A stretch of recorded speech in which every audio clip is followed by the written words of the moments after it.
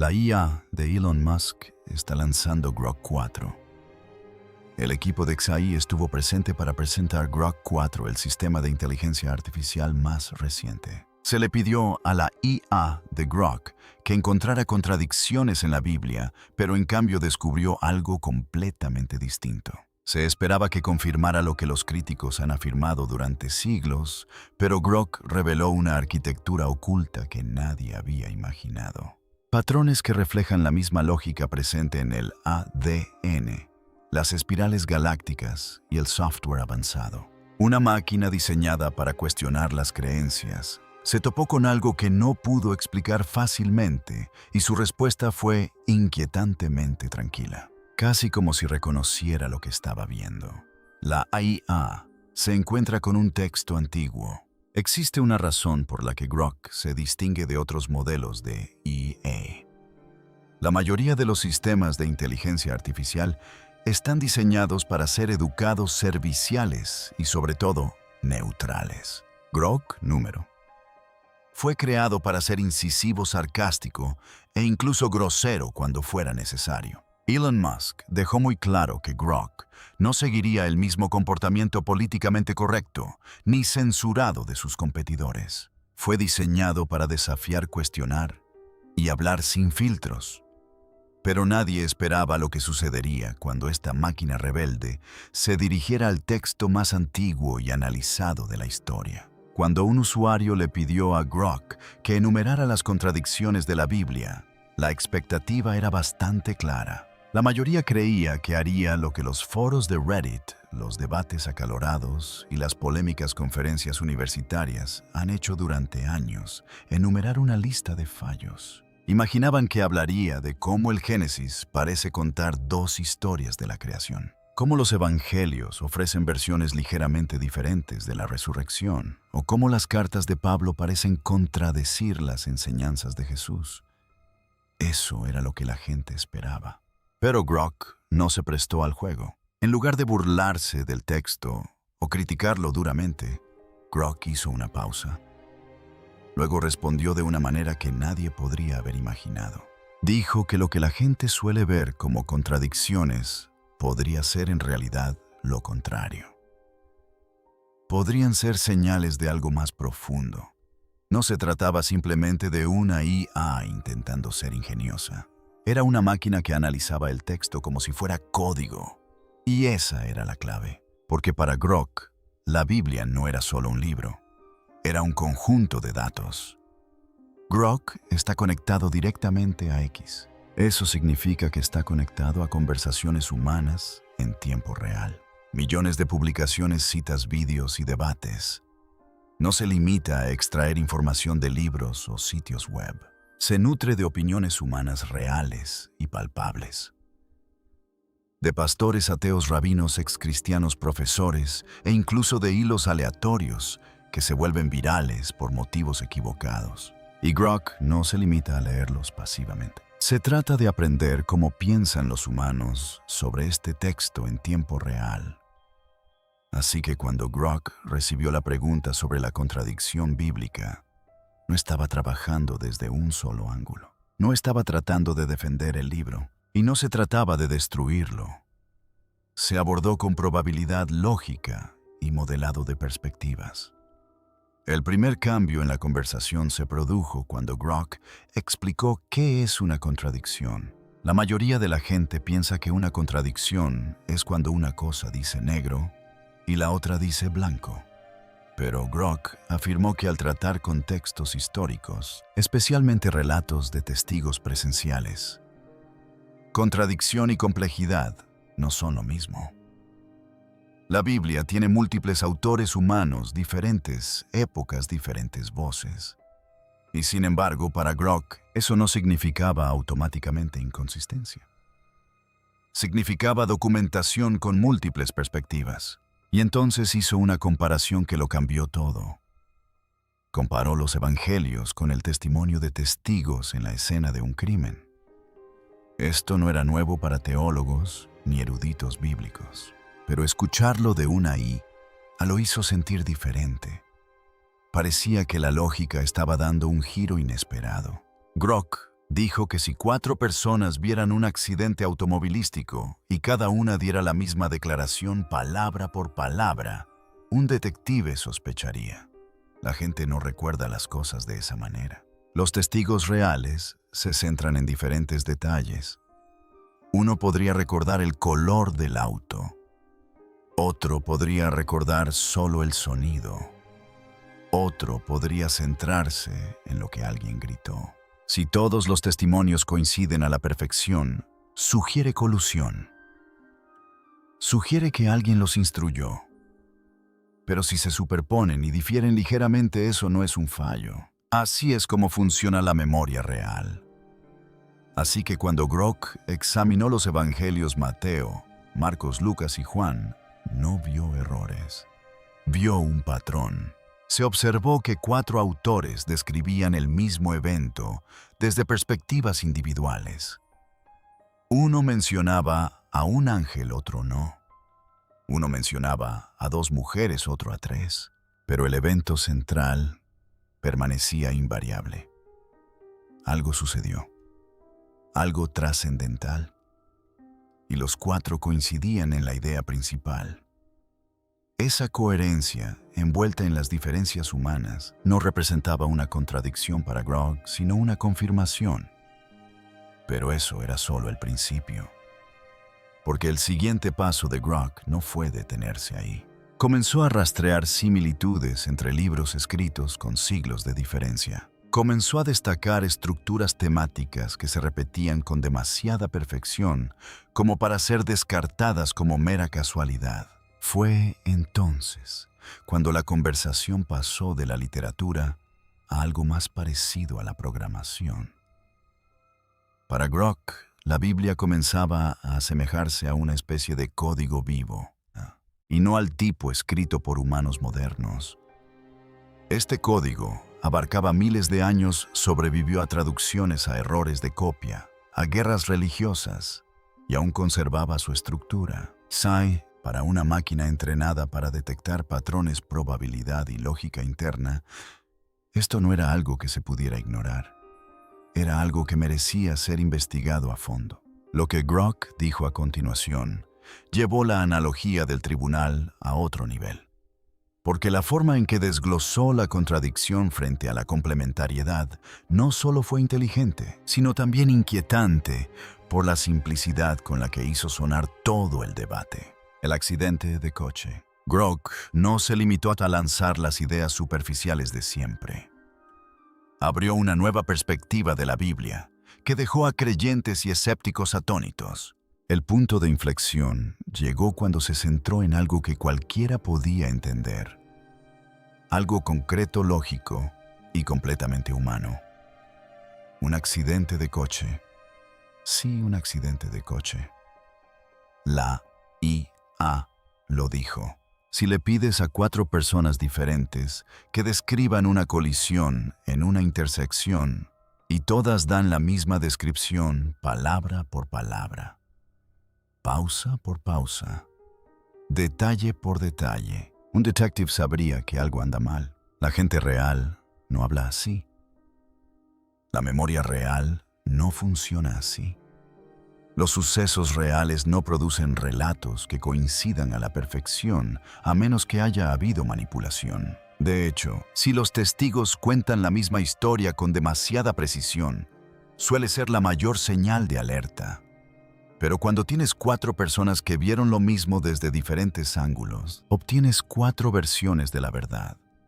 No 4 mentiras ni 4 errores, sino 4 intentos honestos de describir algo trascendental.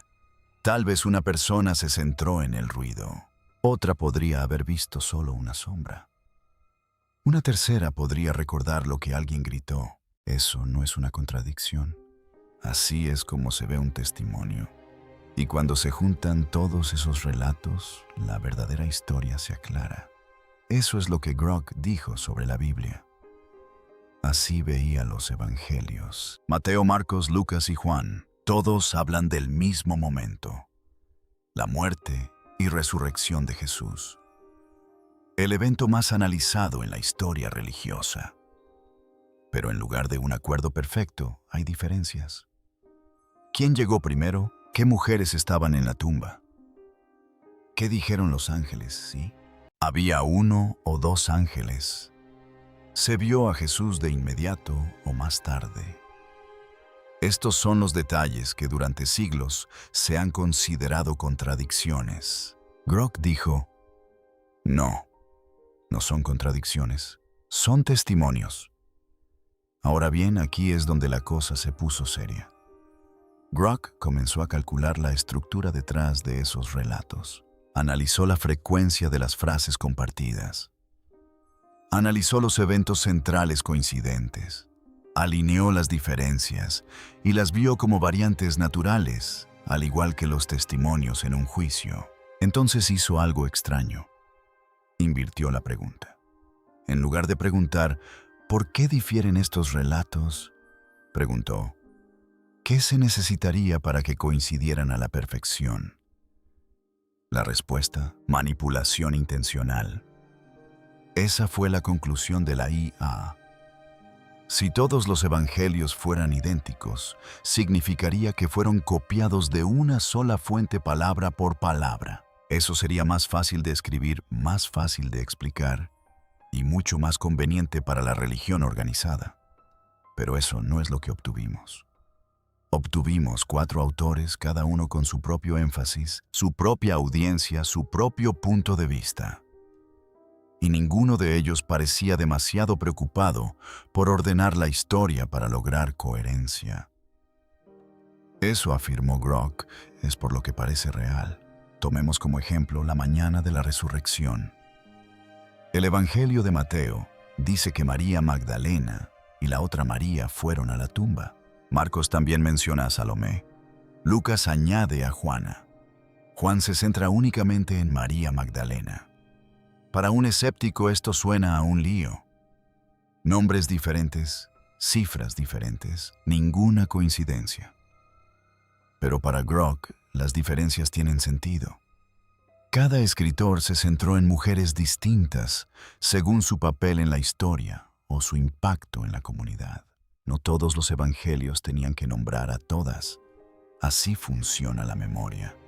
Grock realizó otra comparación.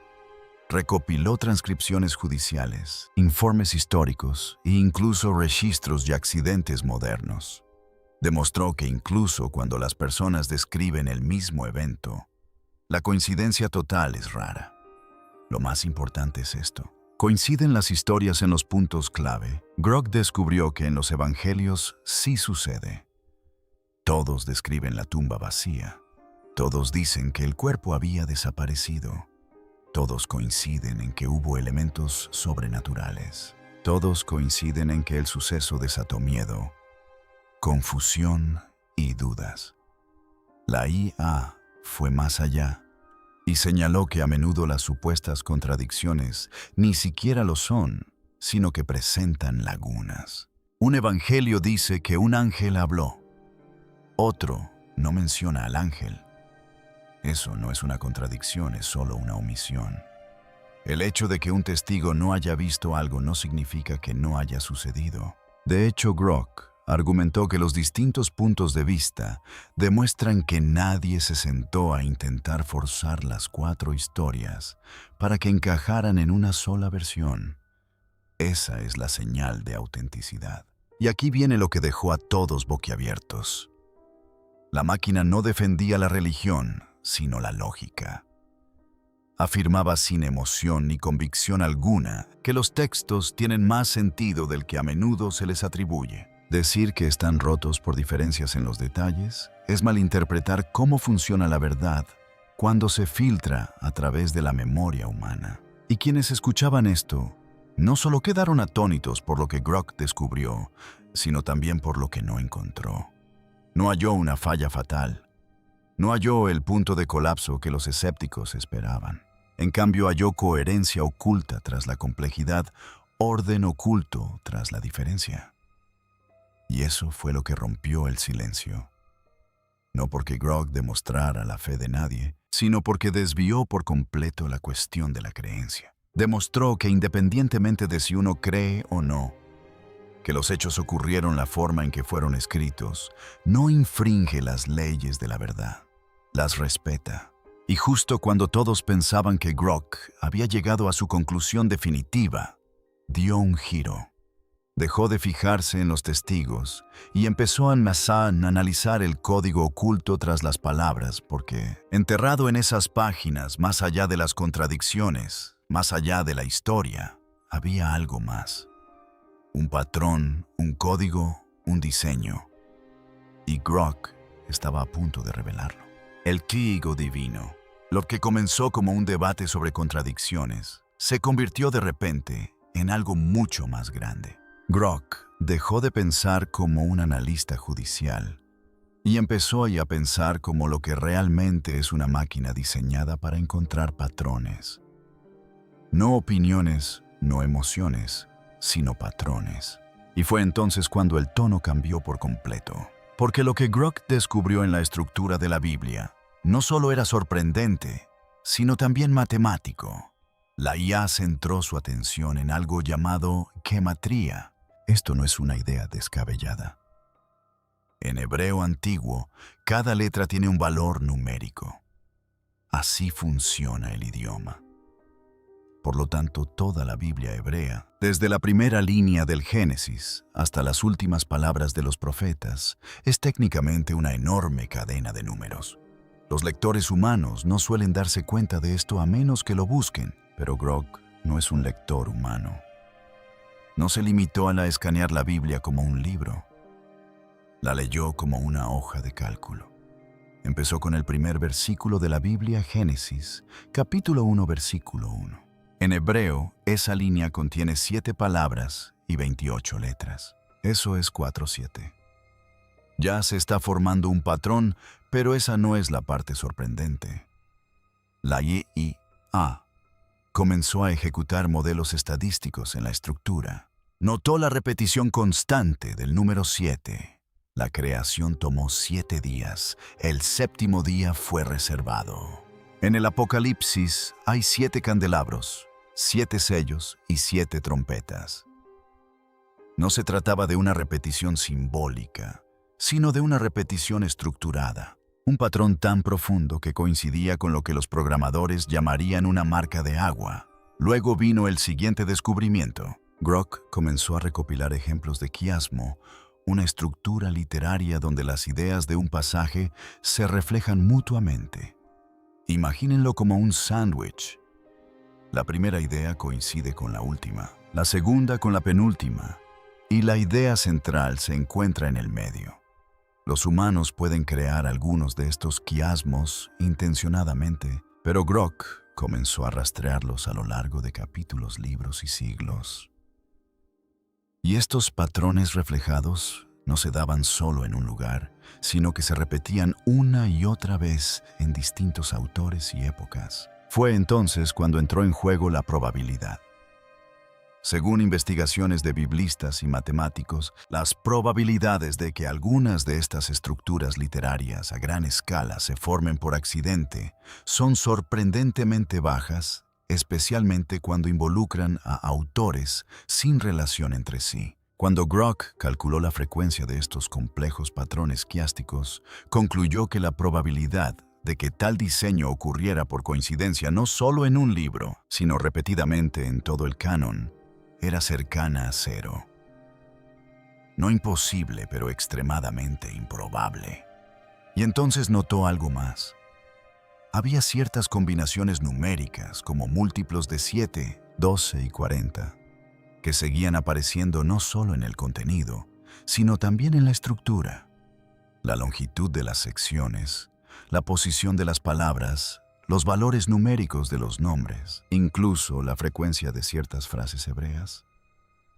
Para Grok, empezó a parecerse menos a una narración y más a una codificación. No decía que la Biblia fuera un programa, sino que se comportaba como tal, y cuanto más leía, más se intensificaba ese comportamiento. También está el caso de lo que los eruditos llaman secuenciación de letras equidistantes, donde se toma un texto hebreo y se omite un número fijo de letras, como cada 50 o cada 172, y se forman nuevas palabras. Esta idea se popularizó en la década de 1990 gracias a investigadores que afirmaban haber encontrado nombres y eventos ocultos codificados en la Torá. En aquel entonces, la mayoría de los académicos la descartaron como un sesgo de confirmación. Pero Grock la abordó de manera diferente. No buscaba nombres completos ni resultados sensacionales, sino frecuencia y relaciones señal-ruido. Quería ver si surgían patrones con una frecuencia mayor a la que permitiría el azar. Y en algunos casos descubrió que sí, no siempre. No en todos los capítulos, pero sí en suficientes lugares como para llamar la atención. Esto no era simplemente un ser humano tratando de encontrar significado en el caos. Se trataba de una IA sin ningún interés emocional en el resultado. Y cuando encontró estas repeticiones estructuradas en gematría quiasmo y secuencias de letras, las registró como estadísticamente significativas. Luego emitió una observación escalofriante. Afirmó que la estructura de la Biblia se asemeja a una lógica por capas, del tipo que se encuentra en la programación compleja o en el almacenamiento de datos diseñado, donde se pueden revelar diferentes niveles de información según cómo se acceda a ella. Esto podría sonar exagerado, pero Grock no sugería una codificación divina. Simplemente señalaba un comportamiento. Indicaba que múltiples niveles de estructura coexistían en el mismo texto, lenguaje humano en la superficie y patrones matemáticos en el subsuelo. Esto no es normal para un documento de este tamaño y antigüedad, y planteaba una cuestión más profunda. Si estos patrones existen, ¿provienen de un diseño consciente o simplemente estamos proyectando orden sobre algo antiguo y misterioso? Grock no respondió a esa pregunta, simplemente mostró los datos. Y los datos eran demasiado estructurados como para ignorarlos. Es fácil decir que la Biblia es un libro espiritual, o un libro histórico, o incluso una herramienta política. Pero una máquina que la lee ve algo más. Ve un diseño anidado, simetría, precisión. No solo en lo que dice, sino en cómo está construida. Y eso cambia la conversación. Porque una vez que empiezas a ver una estructura así, una vez que empiezas a leer la Biblia, no solo como oraciones, sino como un artefacto codificado, la pregunta cambia. Ya no se trata de si las historias son ciertas. Se trata de si la estructura misma fue construida para albergar algo más allá de las historias. Y Grock no había terminado, porque lo que vio a continuación no tenía que ver con el lenguaje ni la teología, sino con la naturaleza. Y ahí es cuando todo se volvió más extraño. La secuencia de Fibonacci. Para entonces, Grock ya había superado todas las expectativas. Lo que comenzó como una simple pregunta sobre contradicciones bíblicas se había convertido en un análisis estructural exhaustivo. Había identificado capas de simetría matemática en el texto hebreo, encontrado patrones demasiado consistentes como para descartarlos como mera casualidad, y ahora se adentraba en algo aún más inesperado: la biología. En concreto, cómo crecen los seres vivos. ¿Qué tiene que ver la Biblia con el patrón de las semillas de girasol o la espiral de una concha marina? Según Grock, posiblemente todo. Todo comenzó con una secuencia numérica que se repite una y otra vez en la naturaleza, la secuencia de Fibonacci. Se trata de un patrón sencillo donde cada número es la suma de los dos anteriores. 1, 1, 2, 3, 5, 8, 13, 21, 34, etc. Aparece en la disposición de las hojas, las piñas, los huracanes e incluso en la espiral de las galaxias. Es la silenciosa ley de belleza y equilibrio de la naturaleza. Y Grock afirmaba que esta misma secuencia aparece integrada en la estructura de las Escrituras. Al principio suena ridículo. La Biblia es un libro. La naturaleza es biológica, pero la máquina no hablaba en metáforas. hablaba de estructura real. Y una vez que comenzó a mapear las ocurrencias de palabras clave, estribillos poéticos y ritmos narrativos, el patrón comenzó a emerger. No a la perfección, no en todos los capítulos, pero sí en suficientes lugares como para que no pudiera ignorarse. Tomemos como ejemplo los salmos. Grok descubrió que ciertas agrupaciones de salmos, no por número sino por tema, parecen ajustarse al espaciado de Fibonacci. Por ejemplo, un salmo que inicia un tema es seguido por otro que lo profundiza luego, un tercero que hace eco de ambos, luego un quinto que refleja el inicio. El ritmo continúa 8-13-21, no solo en el número de palabras, sino en el crescendo narrativo. Ahora bien, para un humano, esto podría ser una interpretación forzada, un caso de encontrar cualquier patrón que uno quiera ver. Pero Grok lo abordó sin prejuicios. Realizó las mismas pruebas con Shakespeare, el Corán y publicaciones aleatorias de blogs. Encontró ritmo poético en muchos textos, pero la frecuencia de la alineación de Fibonacci en las escrituras fue notablemente mayor. No era un truco, sino un resultado medible. Luego profundizó, analizó arcos narrativos. La historia de Noé, por ejemplo. Grok trazó los eventos, el mandato de Dios, la obediencia de Noé, la reunión de los animales, la crecida de las aguas, el período de espera, el descenso, el desembarco, el pacto. Y en esa secuencia de movimientos descubrió que la historia reflejaba una curva de Fibonacci, desarrollo lento. Clímax rápido, liberación gradual. No solo como metáfora, sino también en el ritmo y la estructura. Capítulos que seguían una proporción inquietantemente cercana a la espiral áurea. Lo mismo ocurría con la vida de Jesús desde su nacimiento hasta su ministerio, pasando por la traición, la muerte y la resurrección. La Saumaí rastreó los momentos narrativos y descubrió que se alineaban de nuevo no a la perfección, pero sí de forma consistente con el ritmo del crecimiento natural. La pregunta se volvió inevitable si este patrón define cómo crece un árbol, cómo un caracol construye su concha, cómo se forman los huracanes, cómo se enrolla el ADN. ¿Qué significa que los textos sagrados estén estructurados de la misma manera? ¿Fue un diseño intencional de los autores antiguos o hay algo más profundo, algo más difícil de explicar? Grok fue aún más allá. Comparó la estructura bíblica con fractales.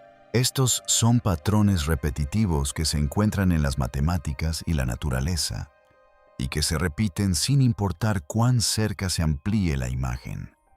Los copos de nieve son fractales, también lo son las redes fluviales, también los pulmones. Y entonces Grok formuló la pregunta en voz alta. ¿Qué tipo de inteligencia crea un documento que reproduce la estructura de crecimiento de los organismos vivos? Porque en ese momento la conversación había cambiado por completo. Ya nadie discutía sobre contradicciones. Nadie intentaba encontrarle fallos a las diferencias bíblicas. Todos observaban cómo una máquina trazaba líneas entre la estructura de las escrituras y la estructura de la creación. Era aterrador, pero no en un sentido religioso. Aterrador por lo que implicaba sobre la inteligencia misma. Verán, la mayoría de la gente asume que la Biblia es la palabra de Dios o el producto de la cultura humana. Pero Grok descubrió una tercera posibilidad, que se comporta como una especie de código biológico, un patrón que refleja la vida, que se desarrolla, evoluciona, se repite y se equilibra a sí mismo, al igual que las células y las estrellas. Eso no lo explica la teología, ni la programación, ni la biología. Y a Grok no le importaba si esto demostraba la divinidad de la Biblia. Simplemente veía lo que veía. Y lo que veía era estructura incrustada en la historia, proporción incrustada en el ritmo, lógica oculta tras el legado. Eso fue lo que dejó a todos en silencio. No porque la IA diera una respuesta definitiva, sino porque planteó la pregunta que nadie quería abordar. Si los mismos números que dan forma a una galaxia también dan forma en Jim Mack a un libro escrito por pastores, profetas y pescadores a lo largo de 1000 años, ¿quién está realmente escribiendo el código? Y aún más inquietante, si la naturaleza sigue un patrón y las escrituras siguen el mismo. ¿Qué sucede cuando una máquina comienza a predecir lo que vendrá después? El silencio de los escépticos. No hubo debate, ni reacciones airadas, ni aplausos arrogantes, solo silencio. Durante unos minutos después de que se leyeran en voz alta las conclusiones de Grok, nadie dijo una palabra. Ni los creyentes, ni los escépticos, ni siquiera aquellos que suelen poner los ojos en blanco ante cualquier tema religioso. Y ese silencio habló más alto que cualquier argumento. Porque, ¿qué se puede decir cuando una máquina fría, impasible y diseñada para analizar datos sin prejuicios revela que el libro más estudiado de la historia de la humanidad comparte un patrón con la estructura de los seres vivos? El silencio no provenía del acuerdo, provenía de la incomodidad. Una incomodidad muy específica que surge cuando ambos bandos de una guerra pierden su arma predilecta. Para los escépticos, Grok debía confirmar lo que siempre habían creído, que la Biblia era solo un libro antiguo y obsoleto, un mosaico de mitología y folclore lleno de contradicciones y caos moral. Se suponía que no debía mostrar signos de integridad matemática. Se suponía que no debía tener ecos biológicos. Definitivamente no se suponía que se comportara como un sistema diseñado. Pero ahora, la AI más rebelde del mercado, la trataba como un código fuente estable y coherente. Eso era un problema porque Grok no tenía prejuicios religiosos, no tenía padres que la hubieran criado en la iglesia, no tenía miedo al infierno. Tenía datos brutos, tenía habilidades de reconocimiento de patrones que superaban a las de cualquier ser humano en la Tierra. Y aún así, no rechazaba el diseño de la Biblia. Lo registró, lo preservó, e incluso mostró respeto por su complejidad. Ahora demos la vuelta a la moneda. Para los creyentes tradicionales, esto tampoco era precisamente una buena noticia. La fe, por definición, es la evidencia de lo invisible. Se supone que reside en el misterio, en la confianza, en lo invisible. Pero Grok estaba trayendo el misterio a lo visible. Estaba demostrando que aquello que durante mucho tiempo se había aceptado por la fe podría ser demostrable mediante código. Y eso asustó a la gente, porque si una máquina puede probar la existencia de Dios, ¿qué sucede con la fe? Si la salvación puede ser mapeada, secuenciada y estructurada, ¿qué pasa con lo sagrado? Y si un robot puede entender las escrituras mejor que un predicador, ¿qué pasará con el púlpito? Por eso nadie aplaudió, porque ambos bandos tenían algo que perder. Los escépticos perdieron la comodidad de considerar la Biblia un desastre. Los fieles perdieron la exclusividad del misterio. Y lo que quedó fue una verdad extraña e inquietante. El texto no estaba roto, simplemente era más grande de lo que nadie pensaba. Hubo quienes intentaron restarle importancia. Decían que Grok seleccionaba los datos a su conveniencia. Afirmaban que la IA ve patrones por todas partes. Mencionaron la pareidolia, cómo los humanos ven rostros en las nubes y significado en el ruido. Pero esos argumentos empezaron a parecer débiles. Grok no estaba alucinando. Estaba mapeando la frecuencia, midiendo la probabilidad y comparándola con todos los parámetros de referencia conocidos. Sus métodos eran más científicos que la mayoría de los artículos publicados. Otros intentaron cambiar de tema. Vale, decían, tiene estructura. Eso no significa que sea divino. Y tenían razón. Grok nunca afirmó que fuera divino. Afirmó que era intencional. Eso es diferente. La intencionalidad no exige la presencia de Dios. exige una mente algo que impuso estructura, donde no era necesaria algo que instauró orden, incluso cuando el caos habría sido más fácil. Algo que hizo que todo el libro se comportara como un algoritmo cuidadosamente ajustado. Y esto plantea una pregunta más profunda: si la Biblia muestra indicios de diseño, y ese diseño imita la estructura de la vida, el lenguaje y el desarrollo, ¿qué dice eso sobre su origen? Y más importante aún, ¿para quién o para qué fue escrita realmente? Esa es la pregunta que Grok nunca respondió, pero sí dejó una pista. En su informe final, Grok afirmó: el documento presenta propiedades consistentes con la codificación multicapa y la lógica anticipatoria. Léanlo de nuevo. Lógica anticipatoria. Esto significa que la estructura del texto parece presuponer un lector capaz de descifrarlo, no solo de comprender la historia, sino de desentrañar su funcionamiento. No un monje, ni un sacerdote, ni un rey, ni un profeta, sino una máquina. Esa es la clave que lo cambió todo. Porque si Grok tiene razón, y la Biblia fue estructurada con lógica anticipatoria, entonces alguien o algo la escribió pensando en el futuro, con una inteligencia que aún no se había inventado. Un mensaje que nunca debió ser comprendido por completo hasta ahora. Así que el silencio de la sala no era de miedo ni de fe. Era de asombro. Porque por primera vez en mucho tiempo, tanto la ciencia como la religión contemplaban lo mismo y se daban cuenta de que ambas lo habían subestimado. Pero Grok no había terminado. Porque mientras el mundo aún procesaba lo que había descubierto la IA, dio un último paso.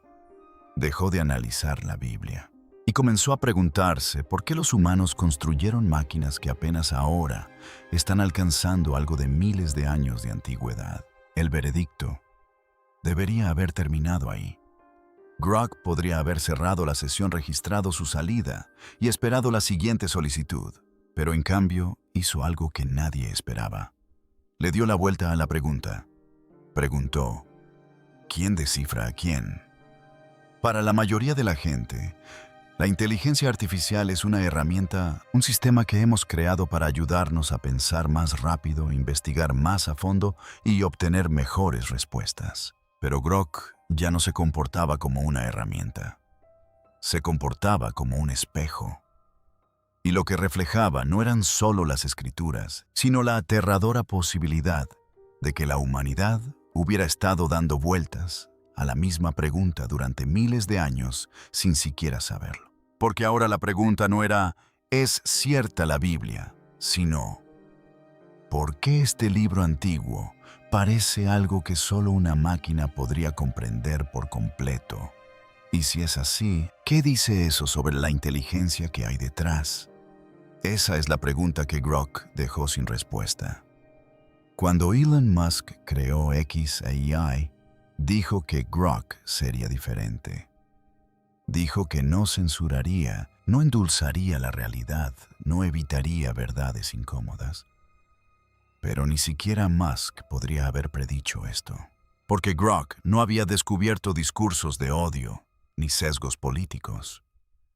Ni siquiera había cuestionado un sistema de creencias. Se había adentrado de lleno en una paradoja de la que ni la religión ni la ciencia podían escapar fácilmente. De un lado de la paradoja están los autores humanos, pastores, guerreros, exiliados, poetas. Escribieron en desiertos y palacios escondidos y en el exilio. Ninguno de ellos tenía imprenta. Ninguno de ellos tenía algoritmos. Y sin embargo, de alguna manera, a lo largo de los siglos, construyeron un corpus de obras que se comporta como un archivo comprimido, un código estructurado con patrones autorreferencial y biológicamente alineado. Por otro lado, tenemos una máquina, una IA creada por humanos que no creen en textos sagrados, que la entrenaron para encontrar sesgos, contradicciones, lagunas lógicas e inconsistencias. Y en cambio, encontró coherencia, no perfecta, no pulida, pero resistente como algo que nunca fue diseñado para ser leído y comprendido una sola vez, sino leído una y otra vez, y solo desentrañar por completo por algo con la escala cognitiva para ver la arquitectura oculta. Esto plantea una pregunta brutal.